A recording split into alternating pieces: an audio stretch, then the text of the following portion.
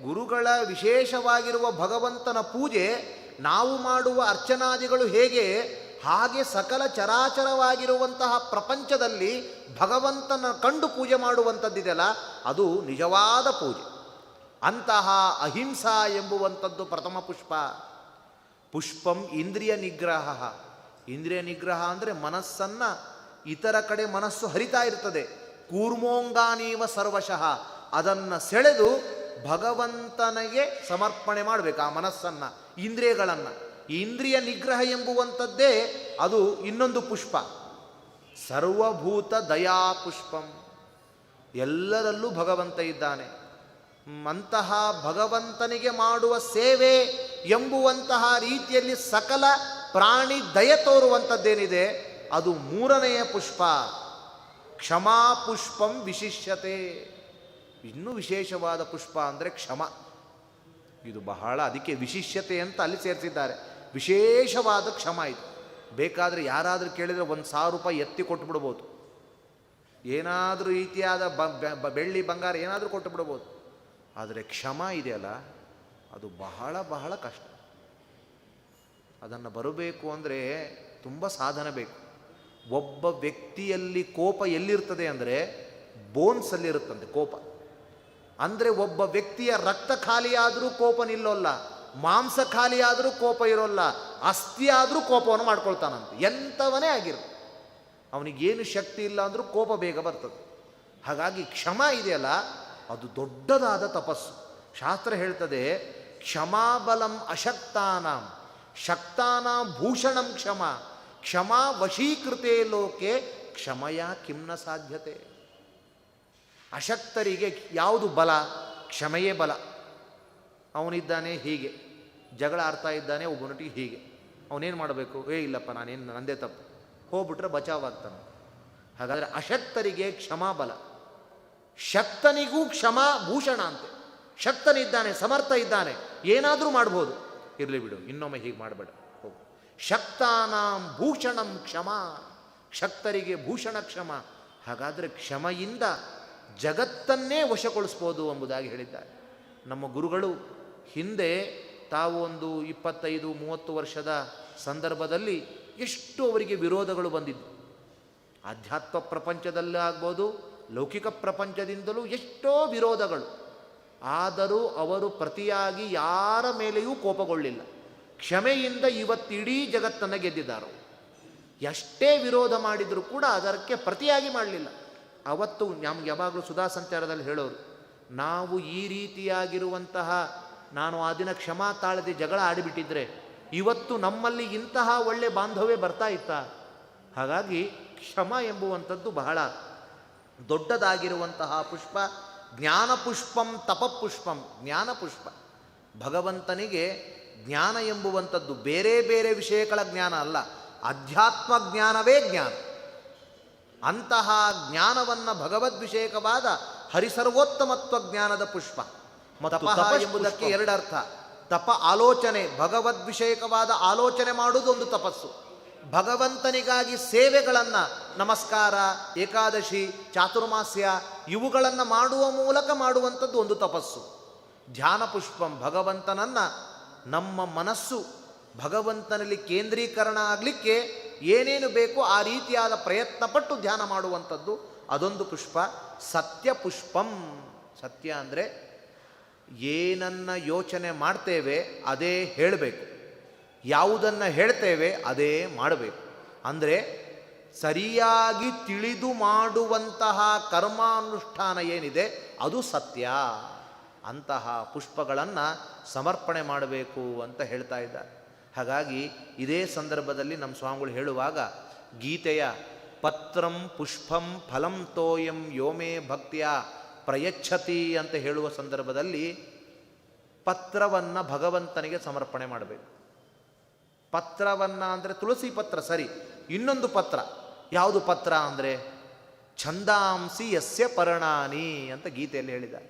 ಛಂದಸ್ಸು ಅಂದರೆ ವೇದಗಳೇ ನಮಗೆ ಪತ್ರ. ಛಂದಸ್ಸು ಅಂತ ಯಾಕೆ ಕರೆದಿದ್ದಾರೆ ಅಂದರೆ ಛಾದಯಂತಿ ಇದು ಛಂದಾಂಸ. ಇವತ್ತು ಛಾದಾರ್ ಅಂತೇವೆ, ಯಾಕೆ? ಅದು ಹೊದ್ಕೊಳ್ಳಿಕ್ಕಿರುವಂಥದ್ದು ಛಾದಾರ್. ಇದು ಮುಚ್ಚುತ್ತದೆ ಯಾವುದರಿಂದ?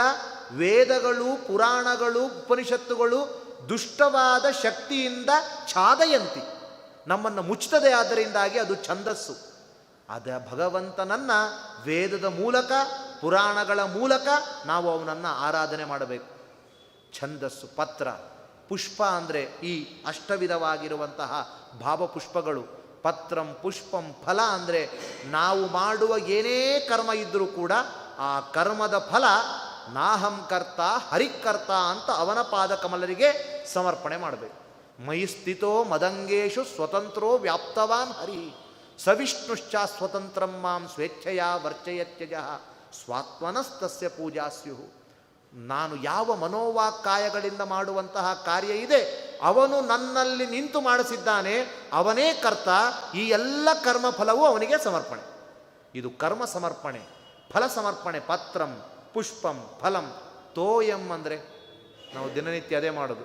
ಭಗವಂತೆ ಧೂಪಂ ಸಮರ್ಪಯಾಮಿ ನೀರು, ದೀಪಂ ಸಮರ್ಪಯಾಮಿ ನೀರು, ನಾನಾ ಗಂಧಂ ಸಮರ್ಪಯಾಮಿ ನೀರು. ನೈವೇದ್ಯಕ್ಕೆ ಮಾತ್ರ ಶುಗರ್ ಇಟ್ಟಿರ್ತೇವೆ, ನಮಗದು ಬರುತ್ತೆ. ಏನು ಕೊಡ್ತೇವೋ ಅದು ಅನಂತ ಮಾಡಿ ಕೊಡ್ತಾನಲ್ಲ. ಹಾಗೆ ಎಲ್ಲದಕ್ಕೂ ನೀರು. ಆದರೆ ಆ ನೀರಲ್ಲ. ನಮ್ಮ ಸ್ವಾಮಿಗಳು ಹೇಳ್ತಾ ಇದ್ರು, ಭಗವಂತನ ಕಥಾಶ್ರವಣ ಮಾಡಿದಾಗ, ಭಗವಂತನ ಭಗವದ್ಭಕ್ತರು ದಾಸರುಗಳು ಹೇಳಿರುವಂತಹ ಕೀರ್ತನೆಗಳನ್ನು ಕೇಳಿದಾಗ ಮೈ ಉಬ್ಬಿ ಬರುವಂತಹ ಏನು ಆನಂದ ಅಶ್ರು ಏನಿದೆ, ಆ ನೀರನ್ನು ಭಗವಂತನಿಗೆ ಸಮರ್ಪಣೆ ಮಾಡಬೇಕಂತ. ನಮ್ಮ ಕಣ್ಣಿಂದ ಬರುವಂತಹ ಭಗವಂತನ ಕಥೆಯನ್ನು ಕೇಳಿ ಬರುವಂತಹ ಏನು ಕಣ್ಣಿನ ನೀರಿದೆ, ಅಂತಹ ಆನಂದಾಶ್ರುವೇ ಭಗವಂತನಿಗೆ ಸಮರ್ಪಣೆ. ಇದು ಪತ್ರ, ಪುಷ್ಪ, ಫಲ, ತೋಯದ ಒಂದು ಆಧ್ಯಾತ್ಮಿಕವಾದ ಅರ್ಥ ಅಂತ ಹೇಳ್ತಾ ಇತ್ತು. ಇಂತಹ ಅಷ್ಟವಿಧವಾದ ಭಾವಗಳನ್ನು ನಾವು ಭಗವಂತನಿಗಾಗಿ ಸಮರ್ಪಣೆ ಮಾಡಬೇಕು.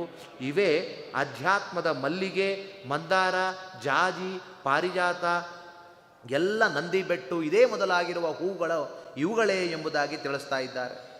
ಇದನ್ನು ಹಿಡಿದು ಬಂದವರು ಯಾರು? ಸುರರು ಅಲ್ವಾ? ಸುರರು ಬಂದಿಹರು ಅಂತ ಹೇಳ್ತಾ ಇದ್ದಾರೆ. ಈ ಎಲ್ಲ ಅರಳು, ಮಲ್ಲಿಗೆ, ಜಾಜಿ, ಪರಿಮಳ ಪುಷ್ಪಗಳ ಸುರರು ತಂದಿದ್ದಾರೆ.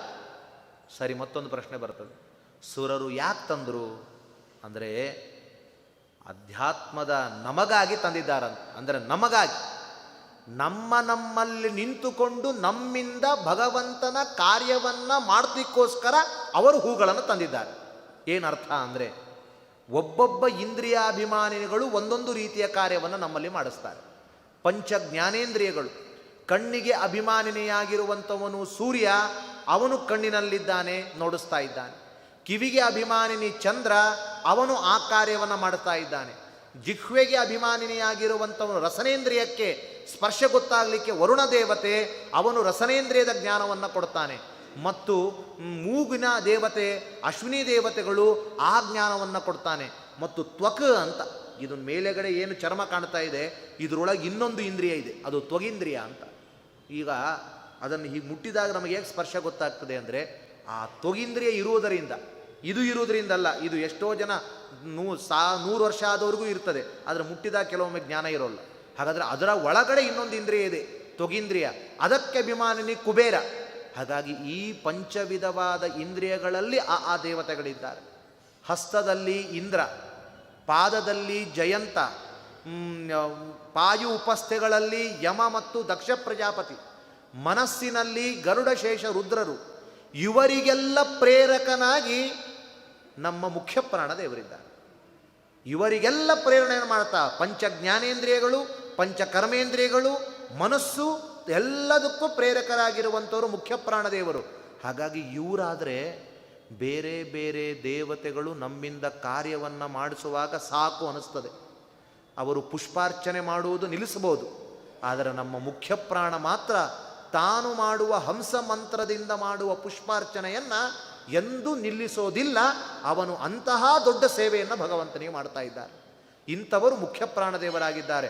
ಹಾಗಾಗಿ ಈ ಸುರರೆಲ್ಲರೂ ಕೂಡ ಪುಷ್ಪವನ್ನು ಹಿಡಿದುಕೊಂಡು ಬಂದಿದ್ದಾರೆ. ಅಂದರೆ ಈ ತರಹದ ತಮ್ಮ ತಮ್ಮ ಇಂದ್ರಿಯಗಳಲ್ಲಿ ನಿಂತು ನಮ್ಮಿಂದ ಕಾರ್ಯವನ್ನು ಮಾಡಲಿಕ್ಕೋಸ್ಕರ, ನಿನ್ನ ಕಾರ್ಯವನ್ನು ಮಾಡಲಿಕ್ಕೋಸ್ಕರ ಎಲ್ಲರೂ ಕೂಡ ಸಿದ್ಧರಾಗಿದ್ದಾರೆ. ಈ ಇಂದ್ರಿಯಗಳಲ್ಲಿ ನಿಂತು ತನ್ನ ಮೂಲಕ ಕಾರ್ಯವನ್ನು ಮಾಡಿಸ್ತಾ ಇದ್ದಾರೆ. ಹಾಗಾಗಿಯೇ ಅರಳು ಮಲ್ಲಿಗೆ ಜಾಜಿ ಪುಷ್ಪಗಳ ಸುರರು ತಂದಿಹರಯ್ಯ ಅಂತ ಹೇಳಿದ್ದಾರೆ.